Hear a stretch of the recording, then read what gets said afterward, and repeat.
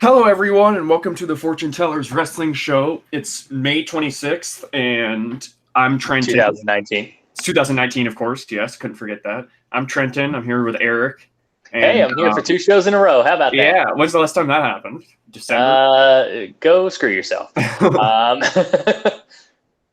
Yeah, this is our Money in the Bank thoughts show. And notice how I use the word thoughts. not a review. Yes, I mean, technically it's a review because, we're going to talk about Money in the Bank, obviously, and other wrestling-related topics, and the state of our own show. That's right, everybody. To those of you who do not know, This after is a Money in the wrestling Bank, podcast. yeah, this is a wrestling podcast. Well, technically, it's not even a podcast. I mean, Yeah, it's a YouTube show, but we call it a podcast. I mean, yeah, pretty much it's easy to call it that. Yeah. But to those of you who don't know, after Money in the Bank went off the air last Sunday, and after everything was said and done, I went on a big Twitter tirade.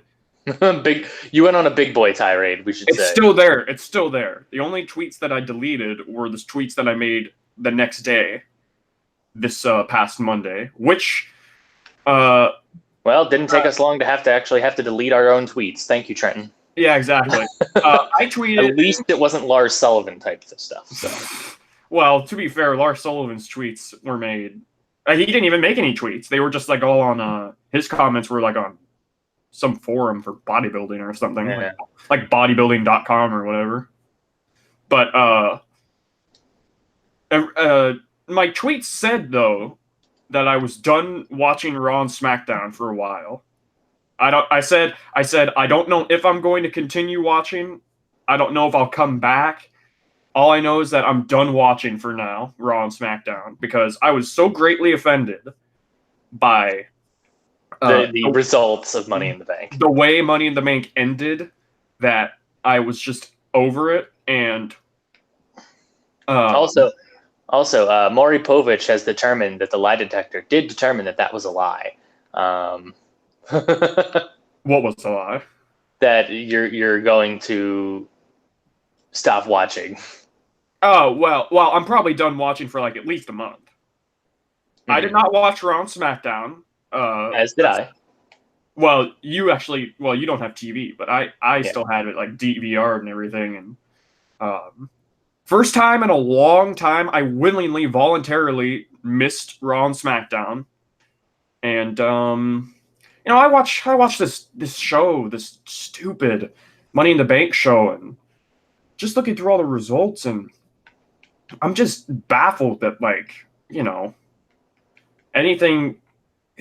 Just this, the whole card itself triggered me to begin with, even before the ending, like it was your typical card and everything, like Shane McMahon getting on the card, stupid. It's 2019 and he's still taking up a prominent spot, And he also still winning matches. Yeah, he won that match. That annoyed me. There was stuff on this show that was great though. Like the Seth Rollins and AJ Styles match. Oh, that was amazing. Honestly, like I thought that this and the men's Money in the Bank match were perfect. Like they were amazing matches up until obviously the end of the the men's Money in the Bank match, but we'll get to that. Yeah. Well, let's just very quickly, because this show probably isn't going to be too long anyways. I don't know. I say that and it might, but we could just also just shoot the shit too. It's just like Right. I have no plan going into this. I'm just perplexed, and I just want to get my feelings about the show and everything out there, because it leads to an important point about everything. Excuse me. On the pre-show, first of all, first problem was that on the pre-show, it was the SmackDown tag title defense from Daniel Bryan and Eric Rowan versus the Raw tag team, the Usos. But then it turns out I was wrong, and it wasn't for the tag titles. I was I didn't understand that either. I thought I was wrong. It wasn't for the titles, you know. Not even on SmackDown. It was for the thing for the. They didn't even say on SmackDown it was for the titles, and then they like changed it last second. I was just wrong outright. I thought this whole time for the titles, but either way, whether it's for the titles or not, this match didn't make sense. Why is a Raw tag team facing off against a SmackDown tag team and inserting themselves in the SmackDown tag team title picture? Yeah, I mean, there's no tag teams on SmackDown you could have used. Like, I mean, I know there's no tag teams on SmackDown they could have used, but you know what I mean? Like, when you really think about it, there's really nobody they can use anyways, because they have no credibility, you know. So first of all, the problem is that Daniel Bryan's on the pre-show in the first place. That's a problem in and of itself, you know. Yeah. And second of all, Daniel Bryan got pinned clean, like by the Usos won. Why is a Raw tag team pinning the SmackDown tag team champions on a pre-show? I mean, come on. So already, and I know this was on the pre-show, but even still, I watched the pre-show. You know, that already put me off. I was already just like, what the hell? You know, what is up with this? So match was good, anyways. After that, though, the show started, and it was the women's Money in the Bank match. I thought this was actually a fun match. I thought this was enjoyable, you know. And it had some fun spots in it. And Maroon hit a eclipse off of a ladder outside the ring into the ring, which was pretty gnarly. That was honestly, that spot was amazing. And you know what? I know my prediction, you know, on this show last week was that Ember Moon was going to win. I do think she should have won, but I mean, I'm not going to be like beating you know, all, you know what I mean? Like, I'm not going to be like a pissy bitch about it because she didn't win. Were you about to say you're not going to beat yourself off over it? No, I meant to say beat myself up or be pissed off, and it almost came out as beat yourself off. Beat myself off over it. Yeah, I know what you mean. I predicted Bayley to win this match, and Bayley won this match, which I predicted Bayley to win, but even then I was surprised that it happened. You know, isn't that weird? Let's try to make sense out of that one. So Bayley won the Money in the Bank women's ladder match, and it was a good match. That stuff I didn't have a problem with. That was an enjoyable match. I thought they had a good showing. You know, I thought, you know, it's good that some of the ladies get a chance. You know, like Dana Brooke gets a chance. Nikki Cross finally was used. You know, and oh no, nothing wrong with that. Totally nothing wrong with that match in my opinion. Just all around. So yeah, I mean it was a fun match. There were a couple of you know, things that went, you know, a little bit but I mean, so you know, after that though, this is the beginning of the end right here, okay? So after that, Sami Zayn's backstage with Triple H. Sami Zayn is asking Triple H where Shane McMahon is, and Triple H says that Shane's getting ready for a steel cage match against The Miz later in the show. And Sami tells Triple H to start listening to him because it's very important because Triple H was on the phone. He was probably talking with fucking Dean Ambrose trying to get him to not go to AEW. You know? I see how well that worked. Yeah, so Sami tells Triple H that he's scared shitless because Braun Strowman is totally predictable, and he knows that he's going to try and come after Sami and try to fuck him over because, of course, on Raw last week, Sami Zayn beat Braun Strowman to take his spot in the Money in the Bank match. So he's afraid that Braun Strowman is going to come after him. And you know what? He's probably, you know, he's not wrong. He's got a point, right? He's got a point to infer that wrath could be paid upon him, you know? I mean, because every single time that we've seen Braun Strowman, he, you know. Exactly. That's what he does. So Sammy's like, I can't warm up, I can't think straight, I got the career-defining match or whatever. And Triple H, no shit, insults everyone's intelligence and says, you don't have to worry about a thing, Sammy. Braun is banned from the building. And like, are you shitting me? I heard him say that, and I was like, are you fucking kidding me? Really?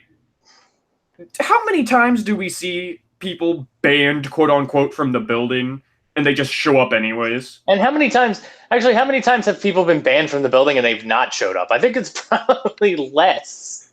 Dude, just before this, the Raw before Money in the Bank, the go-home show in London, Miz was banned by Shane McMahon from the building, and that same segment showed up anyways.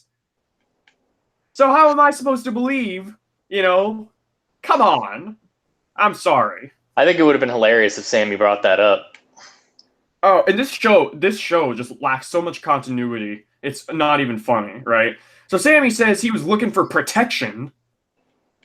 And I think it would have been great if Bradshaw and Ron Simmons showed up. Yeah, no kidding.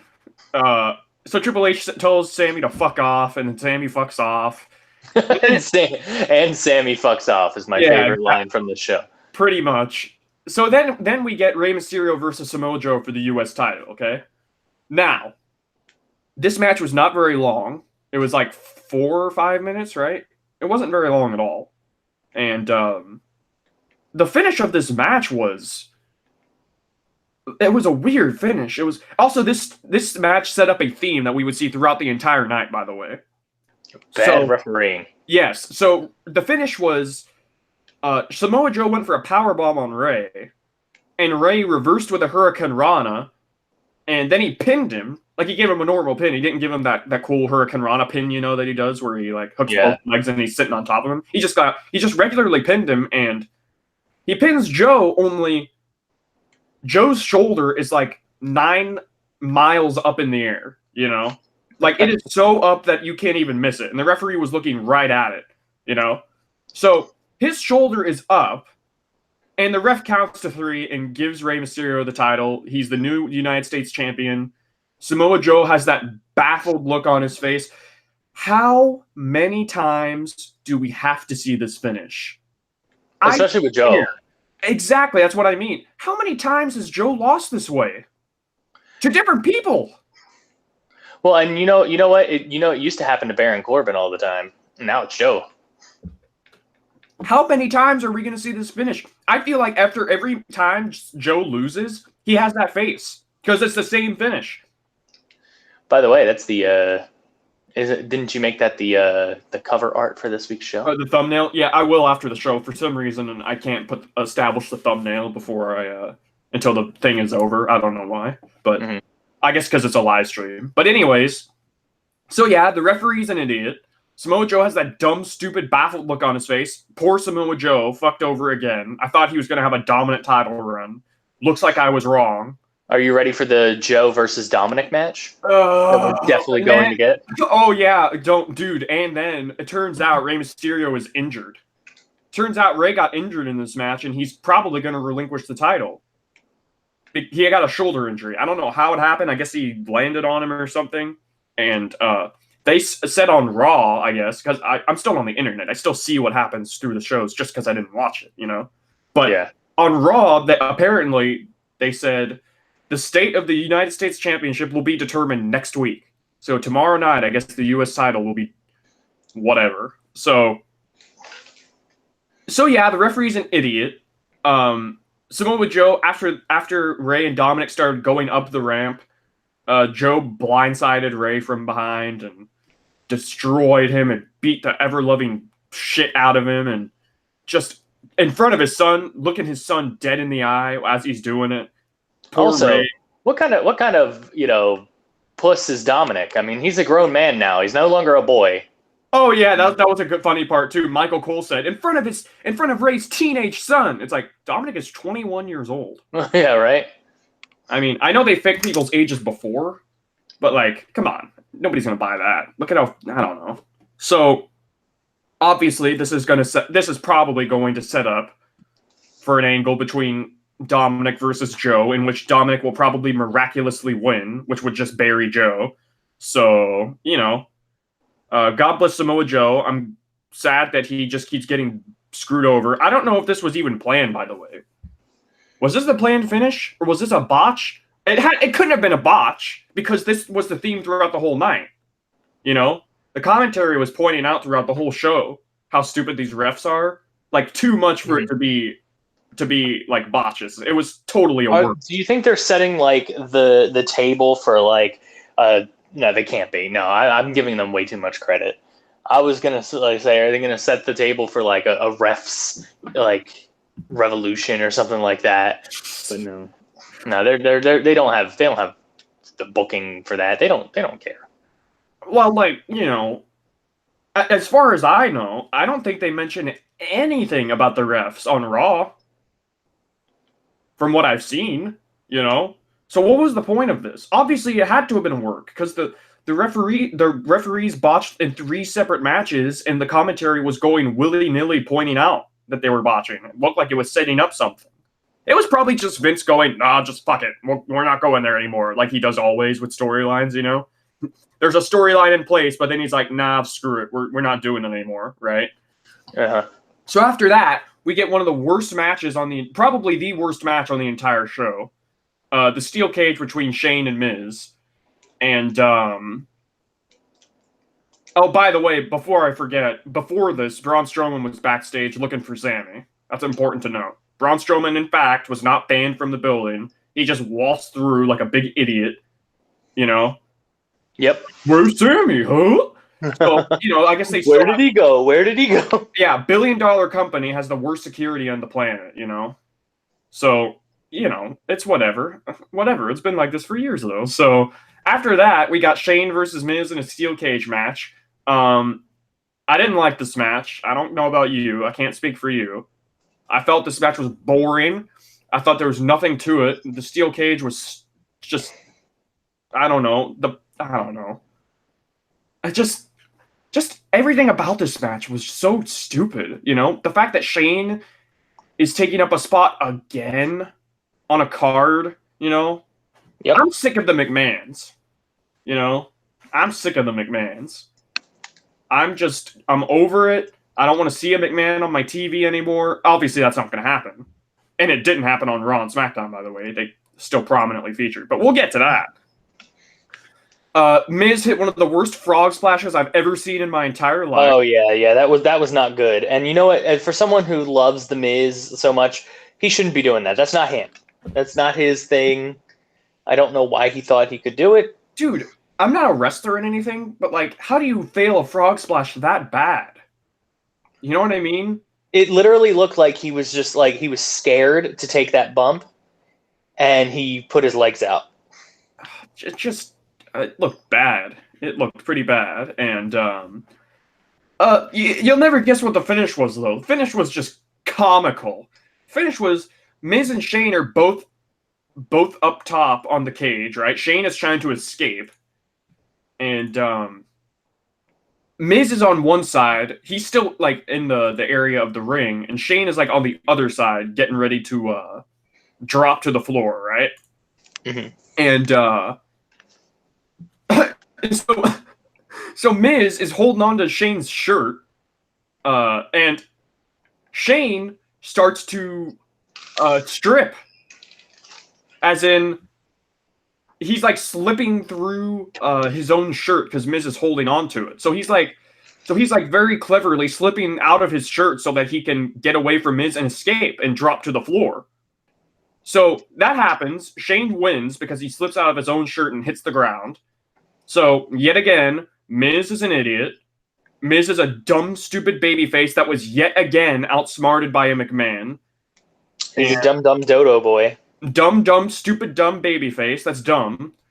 And what happened to like because remember when Miz was a heel? Like he was just so cunning and like he had every plan, but like now that he's a babyface, he's just like, I don't know. I think I can't remember who said it, but somebody put it very well. Miz is a heel that's playing a babyface. In my opinion. Know what? Yeah, you're right. Yeah, because he when he comes out, he talks about how great he is still, and like he should. just everything about this is like ass backwards, you know? Shane, again, 2 pay-per-views in a row, going over Miz because Miz is a fucking idiot, right? Because at WrestleMania he was an idiot. He hit a superplex on Shane, but Shane pinned him. So he's an idiot there, and now he's an idiot here. So what are they going to do with this guy? Well, and you know what? I'm okay with the finish at WrestleMania because you could in theory say, Miz was just so blinded by his anger, and that was kind of like his mistake. This is the point where he should have gotten the win, because like this isn't him being angry. This is just him being a dumb dodo boy and being absolutely outsmarted by by Shane. So yeah. like he should. This is I'm okay with the WrestleMania finish. Honestly, it's just he's just an idiot. He just comes off as a fucking idiot. And then we actually had a good match. We had Arya Daivari and Tony Nese for the Cruiserweight title, which I'm shocked that it got on the main card. Yeah. I thought this match was fine. I enjoyed it. The crowd was dead for it, but that's just because they don't know these guys. Pretty much. A regular crowd doesn't know the Cruiserweights. Right, which is a shame because 205 Live, despite they might have had all of their like stars poached, like Buddy Murphy isn't on the show anymore. Cedric Alexander isn't on. Ali's been off for a while. So they're lacking some star power, but it's still a good show. 205 Live is actually a decent show. I'm just really waiting on when they finally pull the trigger on Gulak. Yeah, he's probably in line, I think. So this match I thought was pretty fun, and Tony Nese won, and he retained his title. I predicted that, and I had nothing wrong with that. So backstage, Triple H runs into Braun Strowman, and Triple H, even though apparently he banned Strowman from the ring. Yeah, I was like, wait a minute. Yeah, you know what? You're making a good point because I didn't even think about it at the time. But yeah, wait a minute. He was supposed to be banned. So Triple H is talking to Braun. And why would Braun be banned anyway? It's not like he lost his opportunity. Like, did I miss something on Raw where he went absolutely bonkers again? Or did he act, or were they doing it as a precaution because they thought he was going to go bonkers? Yeah, they banned him from the building because Sammy was afraid that Braun was going to come after him. But then if Braun didn't do anything, then that's kind of bullshit, if he didn't do anything yet, They banned him as a precaution because they know how he is, correct? Because they know what he does. And, banned has an asterisk next to it because nobody's truly banned, Yeah. So Triple H. I'm just going for kayfabe here. Yeah. So Triple H goes to Braun. I know what you're doing here, man. If you think that, oh yeah, and I actually forgot the fucking the main part. Triple H found Sami Zayn backstage, hung up upside down. That's the main part that I forgot. Yeah, they found Sami Zayn hung upside down by his feet and some weird. I don't even know what this room was. It was on a cage wall or something, And he was, I guess, hurt or something, I guess he was in some massive pain. So Triple H stares in the camera. He's like, "Get out of here!" And the cameraman falls over. Remember when the cameraman fell over at WrestleMania? Yeah. And so yeah, Triple H says to Braun, I know what you're doing, but if you think you're gonna take Sami Zayn's spot after what you just did, it's not happening." And Strowman has no idea what's going on. He's like, "What? What are you talking about?" And Triple H is like, "After what you did to Sami, you beat him up backstage." And Braun's like, "I didn't do anything. And if I did something like that, I would have been bragging about it or whatever." And Triple H says, "I'm not going to call security, but I'm asking you as a professional to leave." And Strowman just Braun fucking Strowman of all people agrees. Braun Strowman is like, "Okay, I'll leave. I'll listen to authority." What What the fuck is this show? Braun Strowman is now taking orders from the Authority? Just as a professional? Since when has Braun Strowman ever been a professional? So, like, just no continuity, man. So, Braun Strowman has no idea. You know what they're doing here. Turns out it's not Braun. So, we're thinking, we're texting back and forth. Twitter's going crazy. What if it's Bray Wyatt? What if that would actually be fucking cool. What if it's Bray Wyatt? What if it's Bray Wyatt and he introduces his new character on screen and takes Sammy's spot and wins Money in the Bank? What if it's Lars Sullivan, who, listen, you know, it wouldn't have been, he would have got booed out of the building, but we're just spitballing who it might be, right? If it's not Braun. Yeah. Who's gonna be, maybe, hey, long shot, what if it's Jon Moxley? You know, what if he doesn't come at, what if it was a work? What if him leaving WWE was a work and he only left as Dean Ambrose but came back as Jon Moxley? Long shot, but we're just, you know, just theory crafting here, you know? I would have taken Roman fucking Reigns over anything that they, over what we got. Yeah, well, we'll get to that. So we're thinking, okay, you know, we don't know what's going on, and shit you not, the commentary goes, Sami Zayn has been taken to a local medical facility. My life will be so much better if I don't hear those words. What is so wrong with saying a hospital? You know, what is a local medical facility? they took him to Weenie Hut Juniors. Yeah, Weenie Hut General. Yeah, Super Weenie Hut Juniors. Why do they have to like overproduce why can't you just say hospital? It just sounds hokey. I know they've been saying local medical facility for years, but every time I hear it, it gets the same reaction out of me, you know? So that's just a nitpick, obviously. So up next, it's Becky Lynch doing double duty, defending both her SmackDown and Raw women's titles. Up first, it's Lacey Evans versus Becky Lynch for the Raw Women's Championship. And, you know, I mean, I didn't really have a big problem with this match. It wasn't really anything special. Wasn't really much to it, but Becky, I never get, you know, one thing I want to say is, like, I don't understand the people who give so much shit about Lacey Evans. You mean like people who give a shit about her, or people who give shit to her? Give shit to her. Oh, okay. Yeah, I agree. I'm actually a huge fan of Lacey and her character work, and she's not bad in the ring. Let's get that out there, okay? She's not bad in the ring. Anybody that says she's bad in the ring never watched NXT. She wasn't bad in NXT. So I have not seen anywhere where she was bad in the ring, in my opinion. But anyways, yeah, this match was whatever. It was pretty much nothing to me. Becky won with the disarm her. She tapped out Lacey. She retained the Raw Women's title.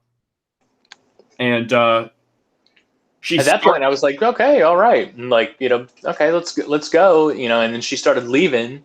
And I was under the impression that it was just going to be one after the other, you know? Like one you were? after the other. Yeah, I thought that's what they were going to do because they did that a couple of years ago with Seth Rollins. Remember when he fought against John Cena and then Sting when he was the dude? Oh, yeah, you're right. So I just thought they were going to do, you know, one after the other, right? So Charlotte makes her entrance, and she's like, no, we're doing this match now. And everybody's, like, surprised for some reason. I'm like, I thought this was going to happen. I thought that was kind of like a well-known fact, you know?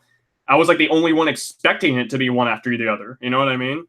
So commentary's like, this is ridiculous. It's like, why? Why is that ridiculous? You know? I mean, she is the champ. She's a two-time champ, you know? She's the two-time champ. She's doing double duty. Why not have the match right after it, you know? Because she's tired? Because she needs time to recuperate? Whatever. So, it's Charlotte versus Becky now for the SmackDown Women's title. The match was fine. I've seen this match a billion times. Obviously, they have good matches, but I'm just kind of at a point where I wouldn't be mad or sad if they stopped doing this match for a while, you know? But, of course, spoiler alert, like the well-known spoiler, right? Lacey Evans comes out of nowhere to like distract Becky and like try to beat her down and everything, and she punches Becky in the face with her finish, her woman's right knockout punch, right? And then Becky kicks out. Charlotte rolled her up, and then she kicked out. So doesn't that kind of like bury Lacey's finish?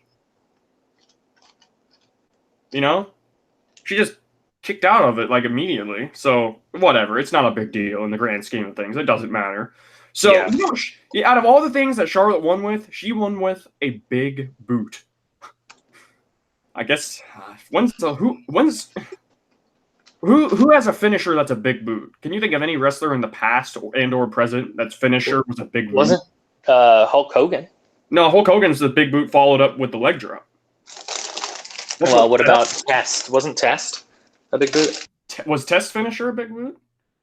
I can't remember. I don't know. That's a good question. Good piece of trivia, I guess. I bet I'm missing some glaringly obvious, guy, but whatever. So Charlotte won back the SmackDown Women's title. I saw it coming. I mean, I predicted on our prediction show last week that Becky would retain both titles, but I was very split about it. So I wasn't really shocked when Charlotte won. They're just trying to get her to beat her daddy's record of 16 world titles, right? That's ridiculous. So, of course, Charlotte is like gloating. She's holding up the title. And then Lacey comes in the ring. Charlotte and Lacey both destroy Becky 2-on-1. And you know where this was going. The second that they started double teaming her for no reason, by the way. What did they have to do? Why? Why did they double team her?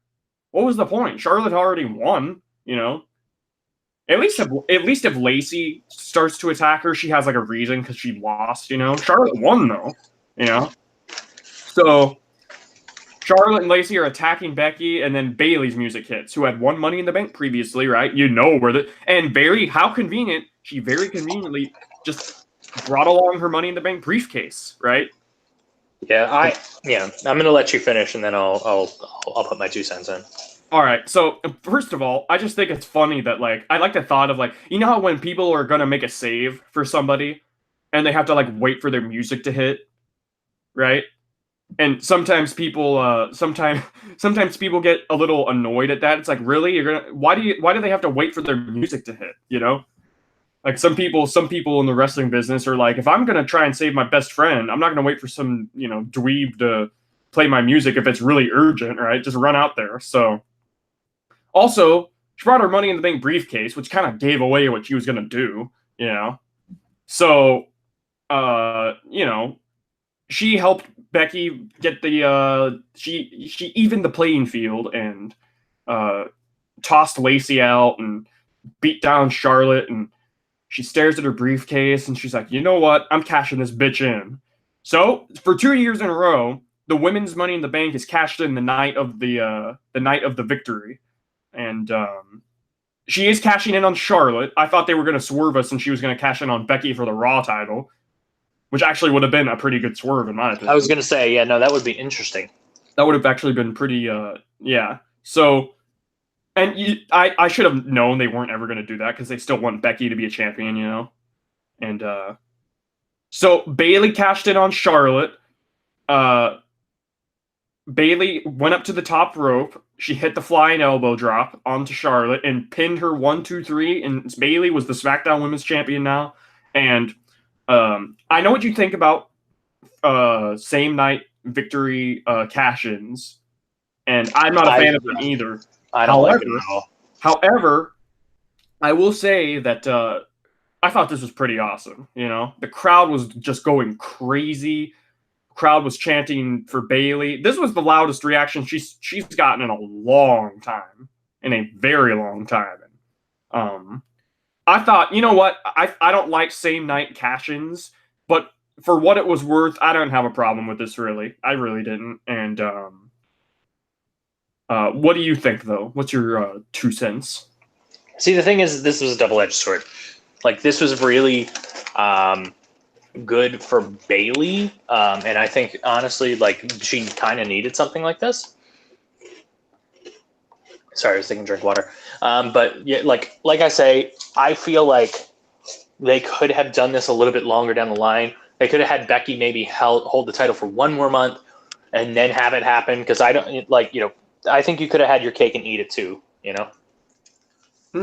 Yeah, but that would have also meant that what she would have held on to it for a month, and you mean she would have held on to it for a little longer, and then cashed on Charlotte after she won? Yeah. Yeah, but that would have meant that we would have got Becky and Charlotte again, Becky would have had to beat Charlotte and retain her title, and then down the line we had to get Charlotte versus Becky for the title again. Honestly, they booked themselves into a corner if they were wanting to do this. You know what they could have just done? They could have just had, fucking, I don't know. They could have just had Charlotte win the title and then have, like, Charlotte versus, I don't know, fucking Naomi or Ember or whoever, for the title. And then have Bayley cash in, Yeah. So, you know what? For all intents and purposes, I think this was, I think this was fine. I enjoyed it. I liked how loud the reaction was. It got over with the crowd for sure. This was a loud reaction. And here's an interesting thought, though. Do you think that this was just done to piss off Sasha? Like, she leaves and she cuts the WWE, and then they give the title to Bayley out of nowhere. It kind of seems like me. I kind of feel like it would have been Bayley's anyway. I don't know though, because why would they do something with Bayley just out of nowhere had this not happened? I don't know. I'm just saying. It seems pretty odd to me that they were doing nothing with Bayley, but the second Sasha leaves, and they're probably not very happy about the whole Sasha situation either. Second she leaves, they give the title to her former, and then they had the interview afterwards. They had the interview with Bayley in the ring, and she's talking to what's her face, and she's like, "Now that you're on SmackDown, what does this mean for?" I like how the interviewer brought up, like, "What does this mean about Sasha and Raw?" And it's like, "What do you mean? What does it mean?" Bayley said last month that she's done with tag teams and that she's a singles competitor. Why do we have to re-ask this question? I guess it's because nobody watches their main show, so they have to reiterate everything on the pay-per-view. So, which is weird because less people watch the pay-per-views than they do the main shows. It's funny when you think about that. But anyways, I don't know. I don't know what happens with Bayley as the champ. I don't know if she just loses to Charlotte like immediately to give her another title reign to make it her 10th, so she's now a 9-time champion. Fucking 9 times. She's been on the main roster since 2015. She's already a 9-time champion. Fuck off. I'm sure Ric Flair, over the course of his whole career, won 16 titles, and his career, lasted 20, 25 years or something? Yeah. And she gets 9 reigns in 4 years? Get out of here. That's hokey. They're going to try and give her the privilege of her beating Ric Flair's title record without like any work for it. They're just giving it to her. You know what I mean? Yeah. Like, it's gonna mean nothing when it happens. So they need to wait. They need to wait a little. Charlotte, how old is Charlotte? 30? Isn't she just 30? No, I don't know. She's got time. She definitely does, yeah. They should wait a little longer to give her a title again, And after this, we got after this, Roman is showed backstage, and he's walking. This was kind of comical. He's coming down the hallway backstage to get ready to go to the ring for his match versus Elias. And then out of nowhere from behind, Elias is like stealth walking behind Roman with his guitar. And then he just wallops Roman in the back with his guitar. Yeah, you know what that looked like? You know that Simpsons meme with Bart with the chair? That's what it looked like. Yeah, it was pretty funny. And Roman got laid out. Elias went down to the ring, and he was handed an electric guitar because his guitar is broken now.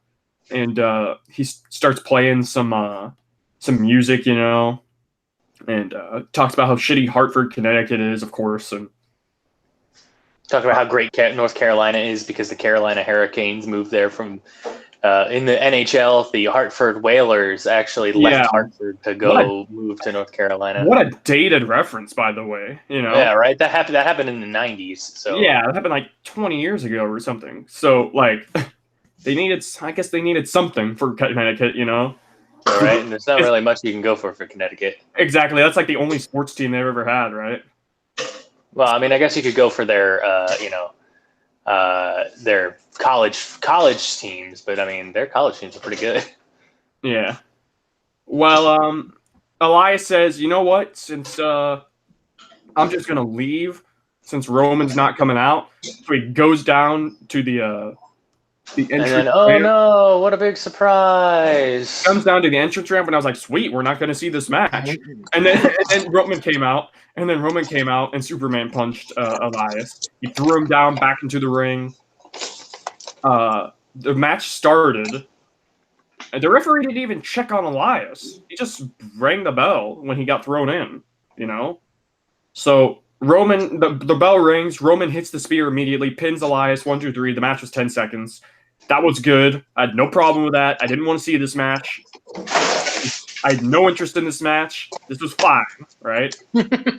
So, and I don't dislike either of these guys. I love Elias. I love Roman Reigns. I just had no interest. You know me. I will take Roman Reigns 20 times out of 20 over Elias. So I like Elias. I don't see what your problem is. Hey, he didn't get interrupted this time. Yeah, right. So, I mean, I guess you could say Roman got interrupted. That's true. He did. So, after this was the best match on the show. It was AJ Styles versus Seth Rollins for the Universal title. Obviously, Seth and AJ. I mean, we were all absolute, just pros and gentlemen. Yeah, exactly. And we all knew what we were expecting, and it was still a really good match. And I think they can do more, though, to be honest. I think as good as this match was, they can still even do more. And of course. I think they're both very they're obviously they're talented, but they're also creative enough that they could do. Yeah, exactly. I think they can carry this out easily.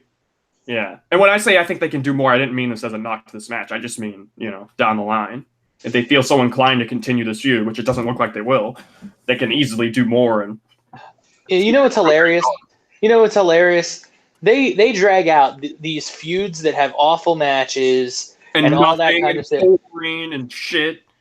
And then they actually kind of strike gold on a really great two competitors who have real great chemistry in the ring, and they can tell a great story and keep a crowd into it.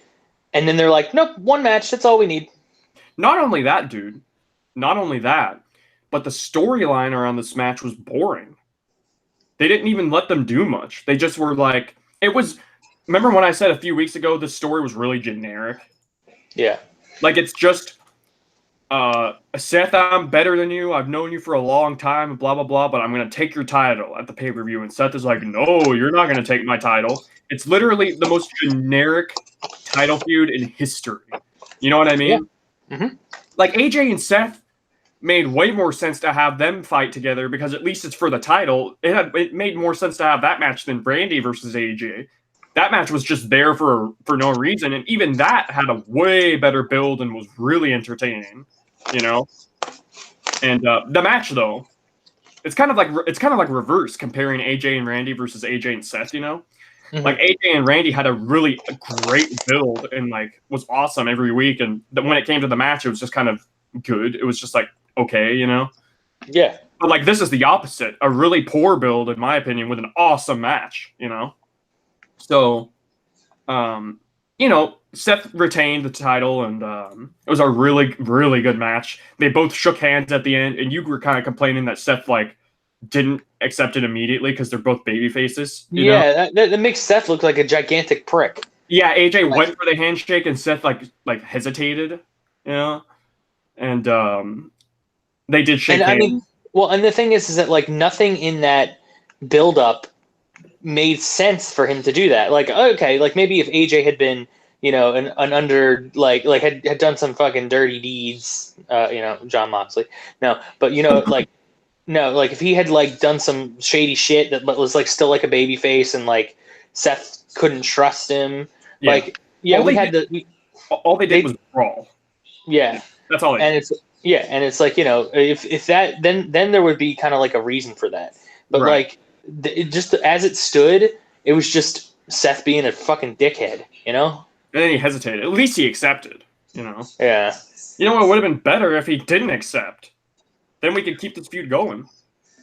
You know? Then they could get into some Or if they went for the Nakamura route for low blows him, yeah. yeah.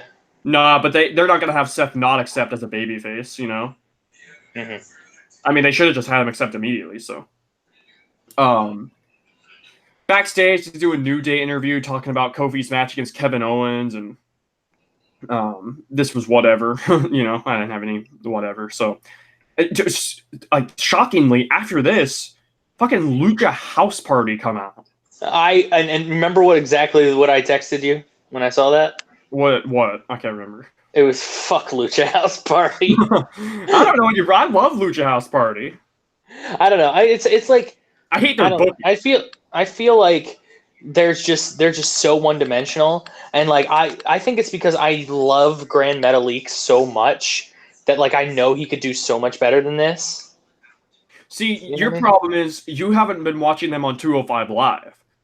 Yeah, you're probably right. Their booking on 205 Live is way better than on Raw. I don't even know why are they on Raw? They're on 205 Live. Why the hell are they on Raw? You know? Yeah. I don't know. I guess Leo Rush was on 205 Live and Raw at the same time, so whatever. So it's just weird how they're so vastly differently booked on the main roster compared to 205 Live, you know? So Lucha House Party came out and they're cutting a promo talking about what the fuck were they even talking about? What did they even say? They were like, every day is Lucha Day for us or something like that. I don't even know what they said. I couldn't understand a word they were saying. You know? That's racist. No, they can speak fluent English. It's just that I had no idea what they were saying. It sounded like they were muffled. I don't even know. And Well, also it's because they're wearing masks. they're also still wearing still playing their music at the same time. And then Lars Sullivan music hit, and I'm like, how many times are we going to see this? And then I also brought up, I'm like, not really a great idea to bring Lars Sullivan to come out and destroy some, Mexicans. Yeah, exactly. Like, yeah, that's funny. So, and I remember how I presented it to you. I'm like, Twitter's gonna go nuts because of this. right? And they did. Dude, you know what the best part of this was? Yeah. I don't know if you saw this, but okay, so you know how Lars Sullivan, he went up to hit this big power bomb, this big set out power bomb onto Kalisto. Oh yeah, that's right. Lars Sullivan head blood. Yeah, Lars Sullivan head blood. So he went up for this power bomb, and his head was bleeding. And I was like, how the hell did he get busted open? He didn't even like get hit. He didn't take any offense or anything, did he? So he lays out Kalisto with this power bomb, and Kalisto took to Twitter, and I guess some fan asked him, did you like punch Lars Sullivan? Did you like stiff him or something to like make him bleed? And Kalisto actually responded, yes, I did. I punched that dude or something like that. And then he deleted the tweet. So, and if you recall, when this Lars Sullivan controversy came back again, Kalisto made some tweets and posts saying that he was not happy with it, and he was like shitting on Lars and stuff. And he deleted those tweets, I think, too. But you can I guess, Kalisto maybe stiffed him to like give Lars a receipt or something. I don't know. So, yeah. That was filler. I don't know why we need fucking filler on a pay-per-view. You know, my voice cracked. Pay-per-view. So, guys, get ready for the pay-per-view. It's still real to me, damn it. That man is a legend.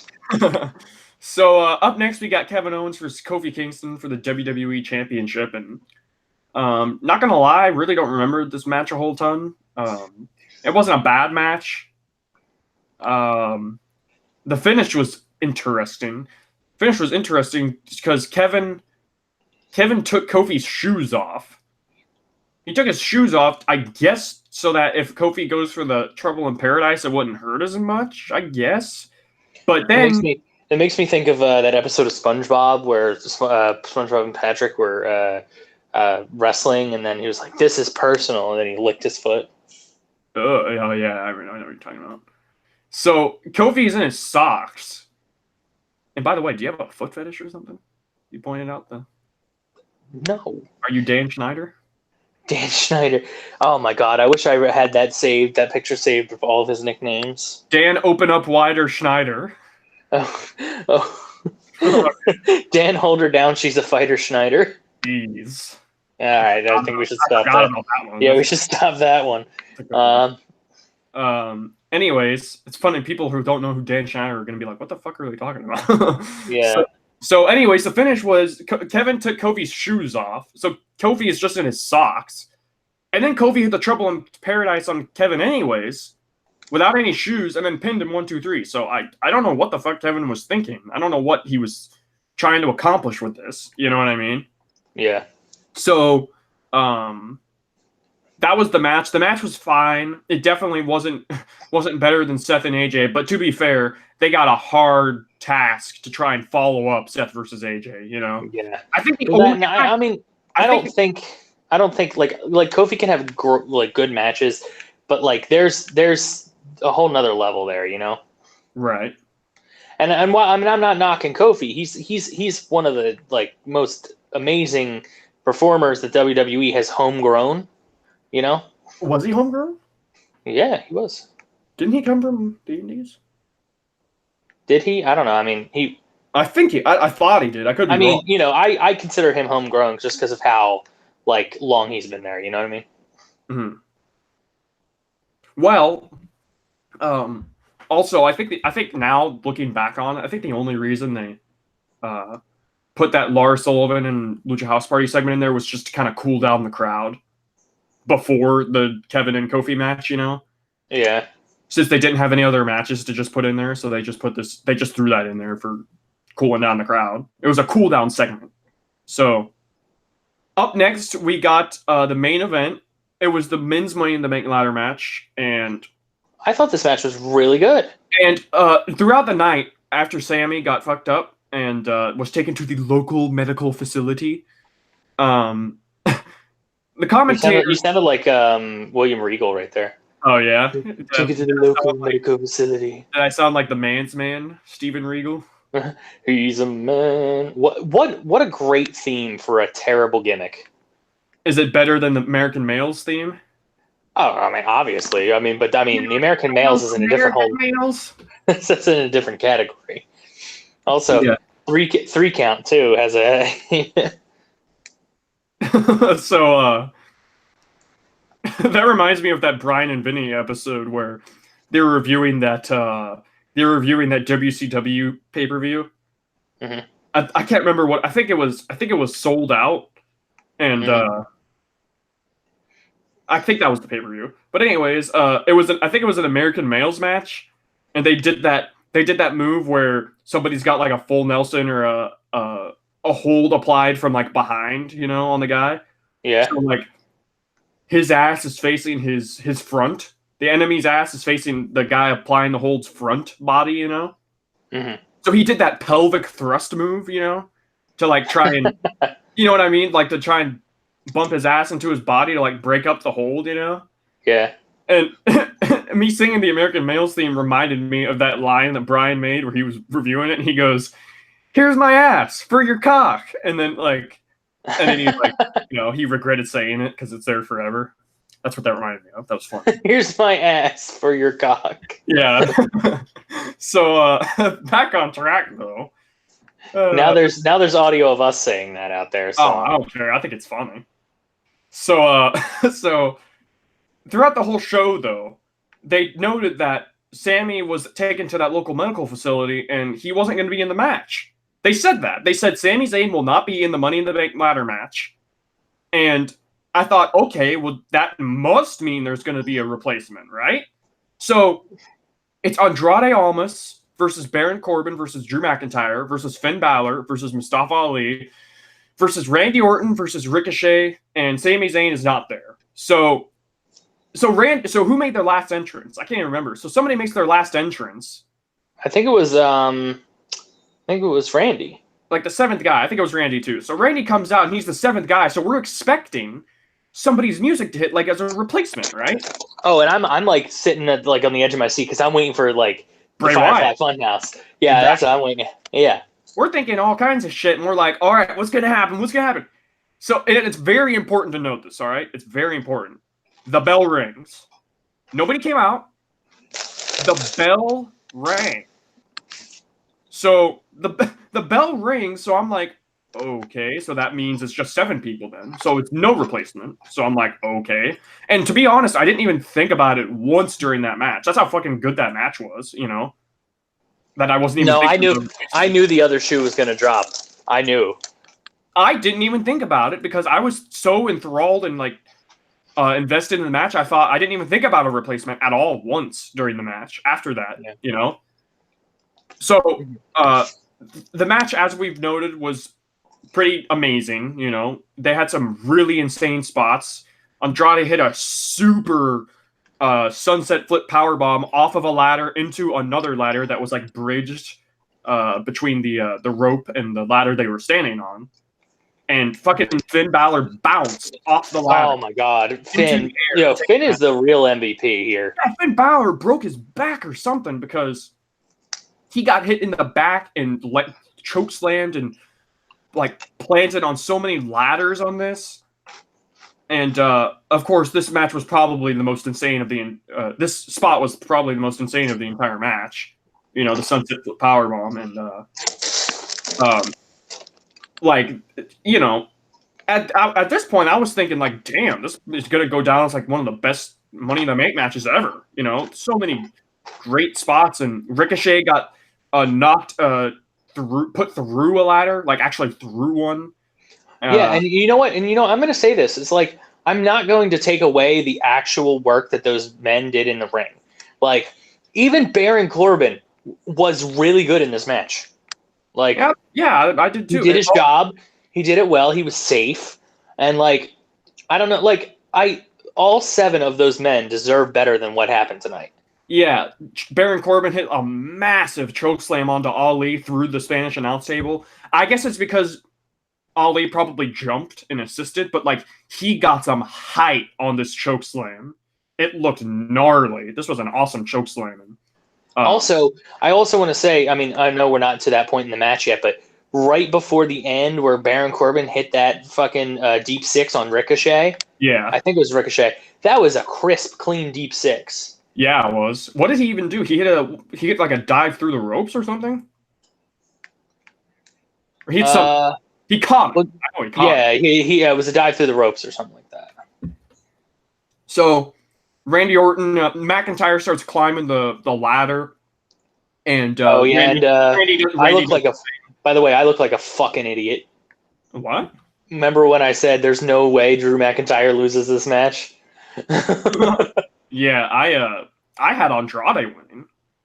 Oh, we were both wrong. So McIntyre's climbing the ladder, and Randy does that thing where he like pulls him off the ladder and hits the RKO in the air, you know?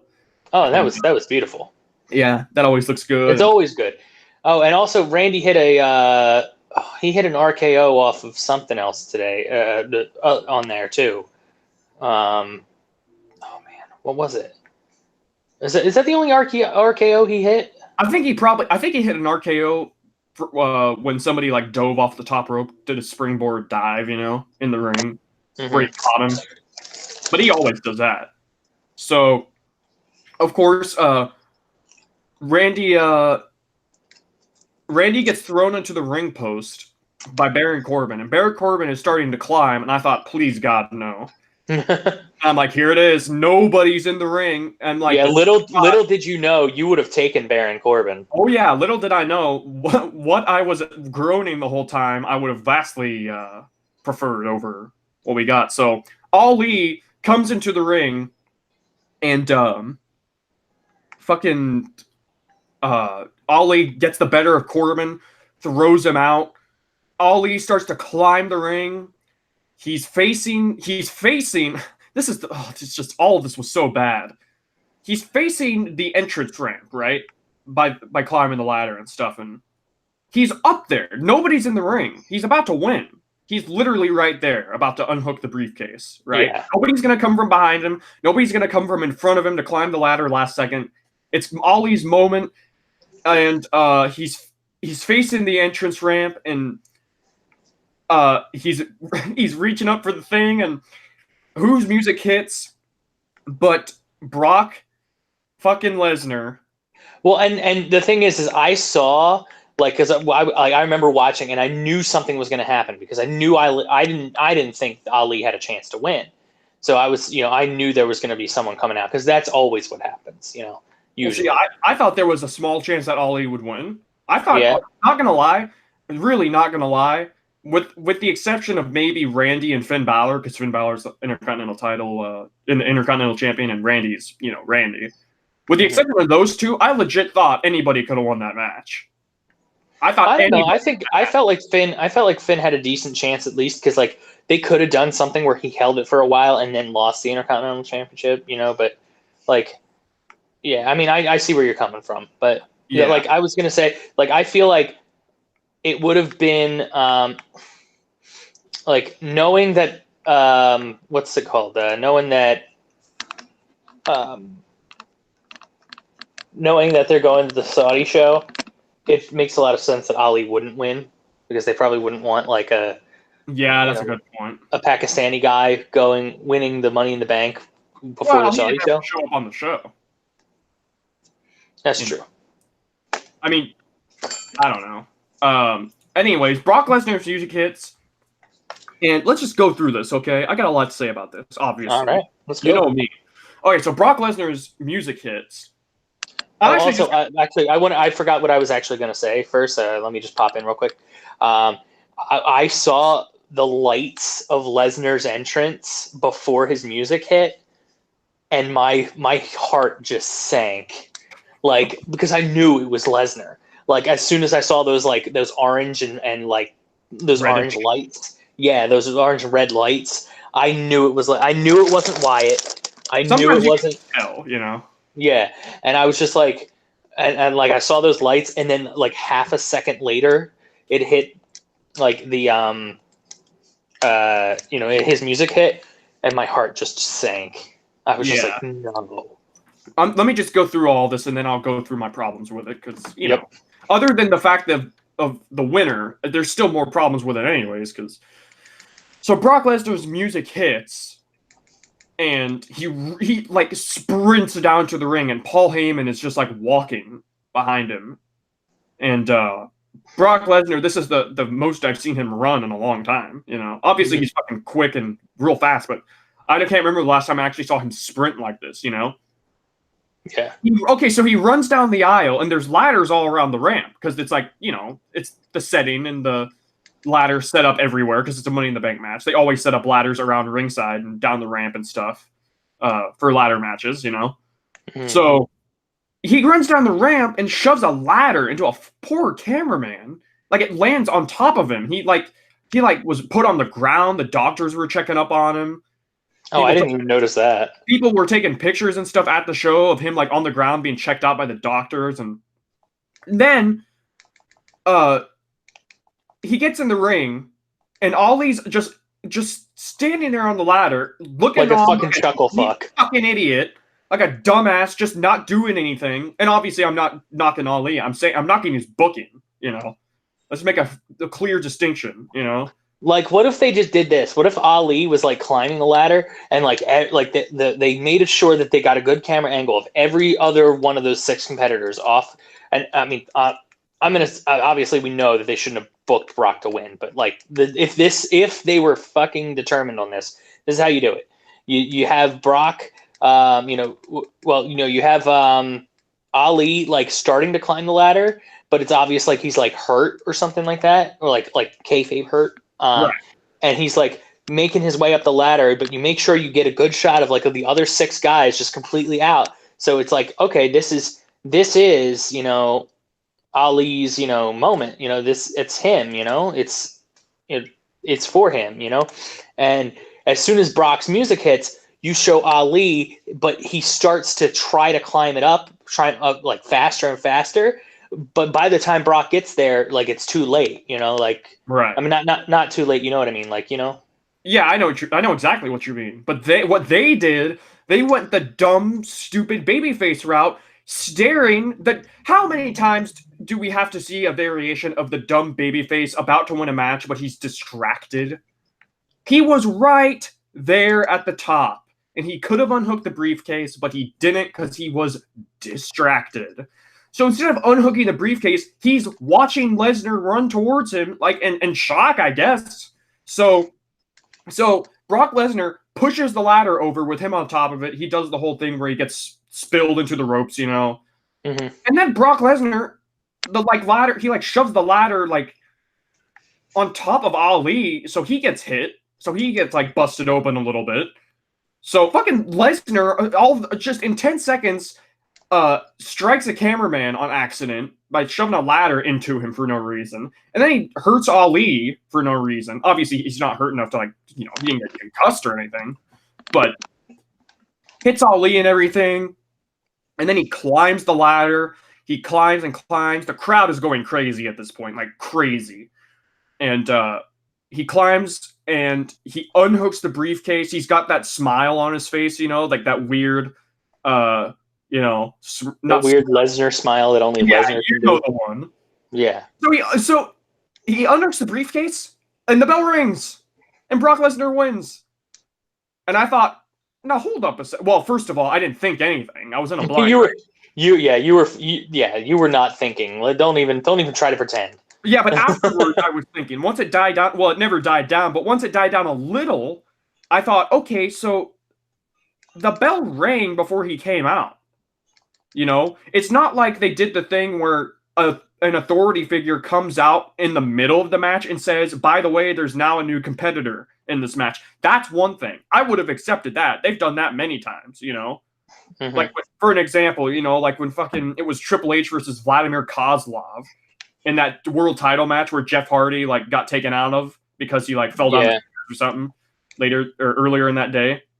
So in the middle of the match at the very end, people were really wanting Jeff Hardy to be in that match. So Vicky Guerrero comes out and she's like, "He's here, everyone. He's here." So everybody's thinking it's Jeff Hardy that she's going to add to the match. And she's like, here he is. And then Edge's music hits. She added Edge to the match. It's not like that. They didn't have Triple H or Stephanie or Shane or Vince himself come out and say, by the way, there's a new competitor officially. No, the bell rang and Brock wasn't officially in the match. So Brock won. But he wasn't in the match officially. Yeah. Kayfabe wise, was he in the match officially? And I guarantee you they didn't even bring this up on Raw. There's no explanation for anything. Was he on the match officially? No. So they rang the bell, Brock's the Money in the Bank winner. Twitter erupted in rage. WWE's Twitter got ratioed.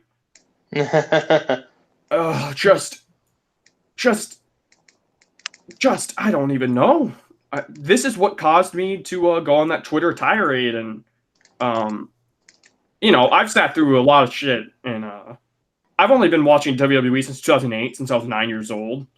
Mm-hmm. But I know I haven't even seen the worst of it. I'm pretty sure there's been way worse programming than this specifically. I mean, but this is what caused me to not watch Raw and SmackDown.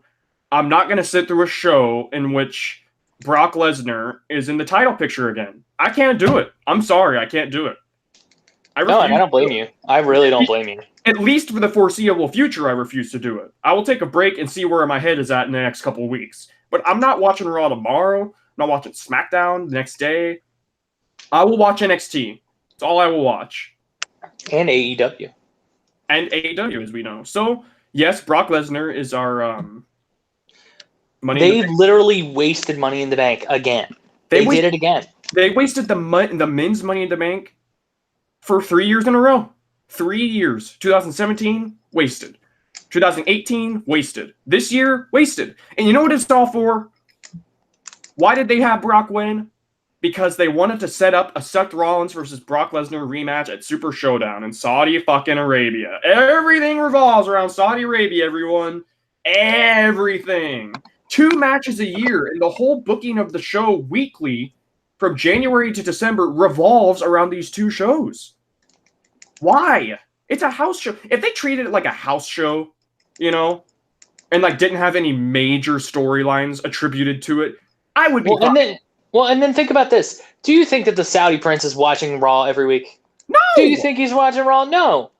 Nobody's watching Raw, dude. The fans aren't watching Raw. Well, I'm a diehard fan and I'm not watching Raw anymore. What I'm saying is, like, you can get away with having these dream matches on this Super Showdown and not fucking build it up on Raw, because you know what?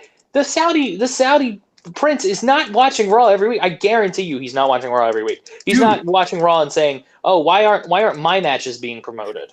Like, dude, you're looking at it. I get what you're saying, but you're looking at it the wrong way, all right? You got to look at it like this. They are promoting a show. They screw over main shows to promote a show that fans, forget the Saudi Prince, okay? Fans that they're building this towards and building this up to and promoting this to aren't going to watch it. It's on Friday in the morning. Nobody's going to watch this. Take away the social and political like problems regarding the show, that people aren't watching it for. Like the political and social reasons that people aren't watching it for are plentiful, right? Take that away for just a second. Even if that wasn't an issue, even if Saudi Arabia was like the most perfect utopia in history, nobody's going to watch this show because it's on Friday in the morning. It's like a double whammy of stupid, Like, nobody's going to watch this show. Nobody. Why can't it just be treated like Super Showdown in Australia? That was a house show. The only title change, I think the only title change that happened at that show Cruiserweight title was the Cruiserweight title, which got the biggest reaction of the night, by the way. That was the biggest pop of the entire show. Well, because it was an Australian guy. Yeah, exactly. And that was a great match to actually watch that. I actually did watch it like 5 in the morning, And I watched the first Saudi Arabia show they did last year, but that was it. Because I remember the like you were telling me like you were like Crown Jewel, I cannot do it just because out of like protest. Out of boycott, protest, just. So yes, please, I dare somebody to tell me that they didn't have Brock Lesnar win because of the Super Showdown, Saudi Arabia show. I dare somebody. That's all it was. I guarantee you he's going to cash in. He's going to do the predetermined cash in, which is always lame. Why? First of all, you're ruining the element of surprise. And second of all, it's Brock cashing in on Seth. And you were talking to me about it. If anybody has the standing in the company to just demand a rematch for the title he lost, even though the rematch clause is gone, but even still, if anybody has the rights to demand a rematch, it's Brock. Why did he have to win the Money in the Bank to get a rematch at Super Showdown? Because I'm telling you, it's because I keep saying the Saudi Prince, but like it's probably not just him, but like the people who are funding it, the Saudi show, they want the Money in the Bank on their show. They want the Money in the Bank match on their show. Oh, dude, and don't even get me started on. I forgot so much. Don't even the 24/7 title. No. We'll get to that. Don't even get me started on the fact that on commentary on this Money in the Bank show and Raw and SmackDown, they were actually saying this Super Showdown, Saudi Arabia, will be on the same level or exceed WrestleMania. And I'm not making that up. They actually said that. Quote verbatim. They said this show will exceed WrestleMania potentially. It will be on the same level or exceed WrestleMania. Are you serious? Nobody buys that. Well, that's because that's what they're told to say. Who cares? They can put their foot down for something. They can at least say, nah, we can't do that. We can't do that, It's just not true. It's just an insult. That's an insult. Honest to God, that's one of the most insulting things ever. I'm almost more insulted at that alone than the Brock Lesnar thing. No lie. Just how you can actually think you can get away with saying something like that. And by the way, they don't even say Saudi Arabia. Yeah, they say Jeddah. All they say is Jeddah and Riyadh. where's that? It's just their own countries, I guess. You know, they are independent from Saudi Arabia now, currently. Yeah. So, you know, oh, but thank God they're letting women drive now. I can't wait for all those propaganda videos they show, like they did last year, where they were what a great country now. It's so it's progress in women's rights, and we finally let women drive after what 1,000 years or something. Obviously, that's an exaggeration because there were no cars. Can't let them wrestle though. Yeah, God forbid we allow gays to live in peace and let people stray away from the religion of Islam peacefully in our country. You know, we throw gays off of buildings and we stone women to death for being cheated on. But no, we let them drive. Fuck WWE. To be honest, fuck WWE. How many times can they just insult our intelligence? You know, have you ever seen such a cockamamie thing in your life? You know, I don't understand how like a company can consistently spit in the mouth of their own fans and still like be around and still have loyal fans. There's literally no other company that would have that, you know? Dude, at least when WCW went to North Korea to do that show in the 90s, at least there was like, at least Antonio Inoki was trying to like make the ties between Japan and North Korea like better and make them more, together, I guess, and make them not hate each other. And like, just the Saudi shows just money. You know, obviously money is, the main thing. And yeah, obviously I know it's hard to like turn down that amount of money, but geez Louise, man. Sometimes you just gotta say, nah, some things we will do. Like I want to read that contract. I want to read the contract, what the rules are. You know, is the Saudi prince? Does he call does he call all the shots? You know, like is he the creative mastermind behind this? I want Brock Lesnar to be Money in the Bank champion. You know, I bet that's what he said. I bet that's exactly what he said. I want Brock Lesnar to be the Money in the Bank champion. I bet that's what he said. So Well, I mean, do you think that he even still knows what Money in the Bank is? Because I mean, like, remember, he wanted Yokozuna. You want to find Yokozuna and the Ultimate Warrior? It's like, geez, newsflash, everyone. They're Yokozuna's been dead for 25 years. And even if he wasn't dead, would he even be in the correct shape to like? How old was Yokozuna when he died? He might have been like late 30s, early 40s, I think. Oh shit, really? Yeah, he was young. I'm gonna look that up actually. Because even if he was alive today, he'd still be what, in his 60s or 70s? He died aged 34. Damn. In 2000. So 19 years later. What's 34 plus 19? 40. Like 50s. 53.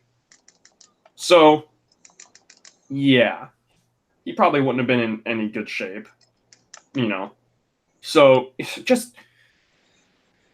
So, yeah, that's why there's going to be no Raw and SmackDown review this week. We'll just talk about the 24/7 title, though.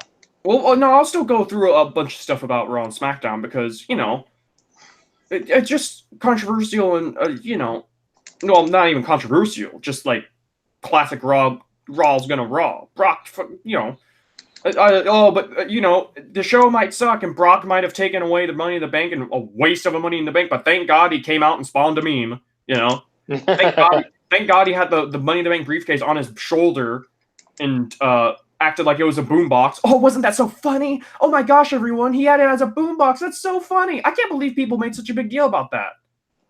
I didn't even see that, actually. He had the Money in the Bank on his shoulder and acted like it was a boombox and was bobbing up and down, listening to it, put his ear up to it as if it was a boombox. It's like, isn't that so funny? Holy crap, guys, wrestling is saved. WWE saved. Oh yeah. Oh, it looks like Kofi and Seth came out. Oh, they're like, I want you to cash in on me, Brock. No, I want you to cash in on me. And then Braun came out and fought Sammy and squashed him in 2 minutes. What was the point of that? Oh, who cares? Wild card. Oh, Wild card. Alexa Bliss and Nikki Cross are just buddy now. Alexa can't wrestle, I guess. Cesaro beat Ricochet clean 2 weeks in a row. Ricochet loses. Who cares about Ricochet anymore, right? And I love Cesaro. He's one of my favorite wrestlers, actually. But do you know what? Why did he need to lose to Cesaro? Oh, and then AJ. Oh, don't worry, guys. Don't worry. It's going to be saved, really, because AJ versus Corbin is our next feud. AJ and Corbin again. I'm old enough to remember when they were in a feud on SmackDown a few years ago for the U.S. title. Wasn't a good feud then. It's not going to be a good feud now. Sorry, everybody. Sorry to pissing everybody's tea, but and here's one of the best parts. Oh yeah, Roman comes out, and then Shane comes out because, of course, we must know that Shane has to be in a top feud. We got to have him be in that Super Showdown, right? Because I guess he's the best wrestler in the world, by the way. At least. Well, remember, he's got a pretty good record in Saudi Arabia, dude. He's now going to face Roman at Super Showdown. Oh, and you know what? Also, the best part: Shane comes down and McIntyre blindsides Roman. So Drew McIntyre, no lie, is Shane's bodyguard now. And I mean, never forget that Drew McIntyre just feuded with Roman Reigns, literally at WrestleMania. Yeah, this is like a triple whammy, dude. Drew McIntyre and Roman Reigns feud is never going to end. Shane McMahon and Roman Reigns feud is never going to end. And now Drew is Shane's bodyguard. This is all they got for him, huh? Drew McIntyre, a full package in my eyes. This is all they got for him. A bodyguard to a McMahon. The man who could be in AEW right now. Wow, I wouldn't go that far. But so it's going to be Shane versus Roman at Super Showdown, which means this will be Shane McMahon's 6th in a row pay-per-view match, in a top match. Why is Shane still on my screen? Why? Oh, a Revival beat the Usos. That's the one good thing I must have missed when I missed Raw.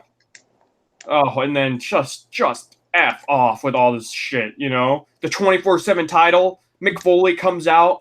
He cuts the weirdest promo I've ever heard in my life. And then the crowd, he unveils this title, this 24/7 championship. Have you seen this fucking thing?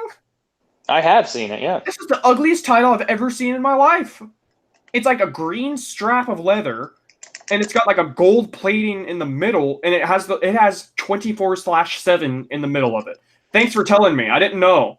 I didn't know unless you plastered 24/7 all over the top of it, Why did you have to put that on there, So then, weirdly, Mick Foley was like, this is the 24/7 title, so that means that the third hour of Raw is going to get even more Raw. I'm like, what the hell are you talking about, third hour of Raw? It's the 24/7 title. Yeah, right? Anywhere. What do you mean? That must mean the third hour is going to be even more Raw. So it's 24/7, but it can only be defended in the third hour of Raw? What does that even mean? So then he just laid the title down. He just laid it down in the ring and left, and then all the jobbers came out.